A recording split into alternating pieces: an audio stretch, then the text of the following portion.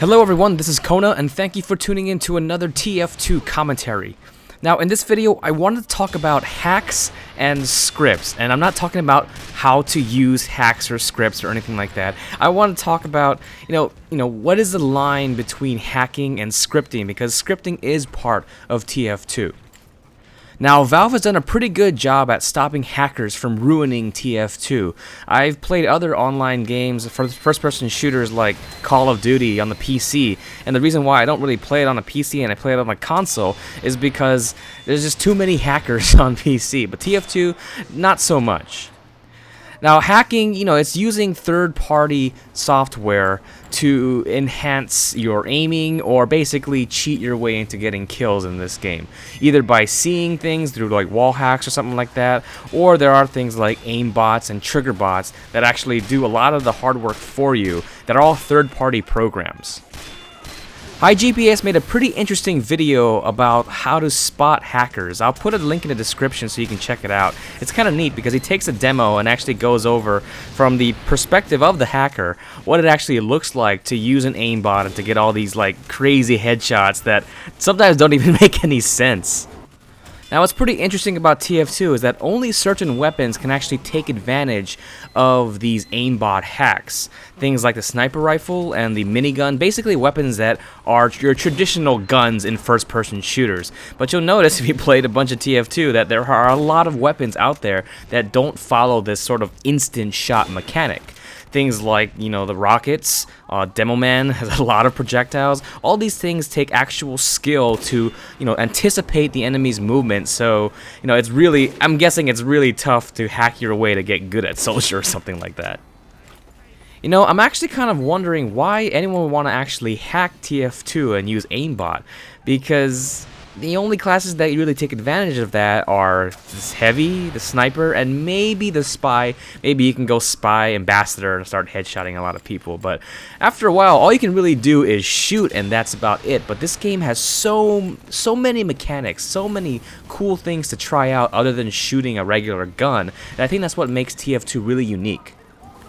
The next thing I want to talk about are scripts, and scripts are perfectly fine in TF2. I see a lot of people using them, and basically what they do is that, it's a bunch of commands that are executed when you do a certain thing, like press a button or something like that. If you play stuff like MMORPGs and you've heard of the term macro before, that's basically what it is. It's a macro to kind of automate the process of certain things. Now, I will admit to using scripts. I have used scripts before and tested them out. When I was learning to rocket jump, I used scripts for crouch jumping because I had no idea how to do it. When I was playing, beginning engineer or battle engie especially, sometimes those scripts for battle engie can really help you out when you want to destroy a sentry and put up a new one. I've tried scripts for Spy. Spy is a pretty complicated class with all the buttons. Even just to disguise, there's so many buttons you have to actually press. And, in the heat of battle, it can get kind of messy. So, I've tried scripts for disguising.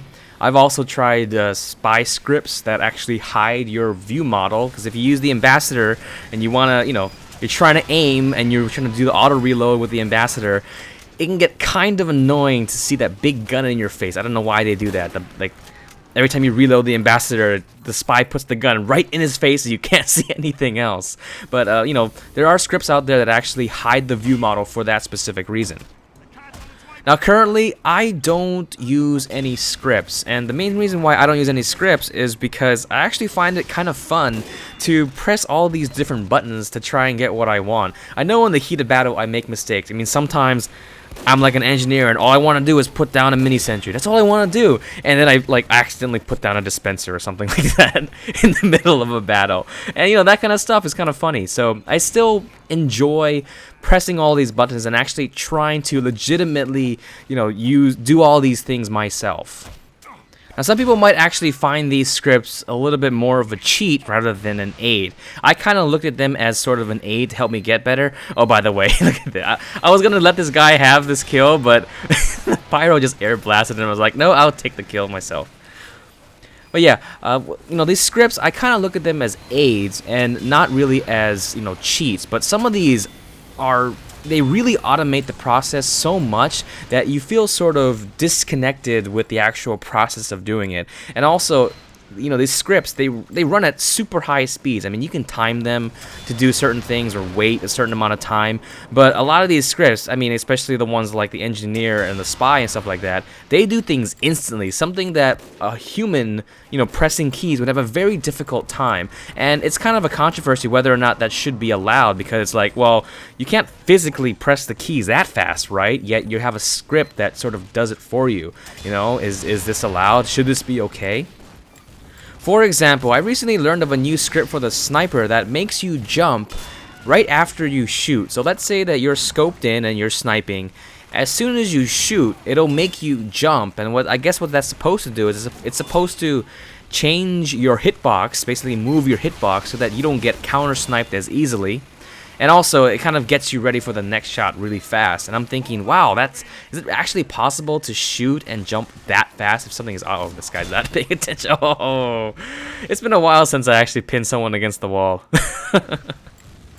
But yeah, it kind of makes you question, can someone actually press those keys that fast to do something? And... I'm not... Oh, by the way, this is one of those instances where I just completely panicked, because it's been a while since I played Spy, and I was trying to get out the sapper, and that didn't end up so well. But yeah, there are scripts out there that automate things so quickly that it's like, can someone actually press the buttons that fast? Can a person actually match it? Now, I'm not really sure what Valve thinks about using scripts. Obviously, they don't want people to use third-party hacks and ruin the game, but scripts, it's part of the source engine. I mean, you can even use scripts in games like Dota 2, so, they obviously know that people are using it, and it does make certain things a lot easier, but I'm wondering if they're keeping an eye out on certain types of scripts that are exploiting things a little bit too much, and I'm hoping that they're looking into stuff like that, and, they'll patch it. Now, my question for you guys is, what are your thoughts on scripts? Do you think scripts automate too much, or are they okay? I mean, it is part of the game, but do you think that there are some things that are too automated? And if you do use scripts, which ones do you use? Which is your favorite? Let me know in the comments below. So I hope you enjoyed this video. Thank you very much for watching, and have a nice day.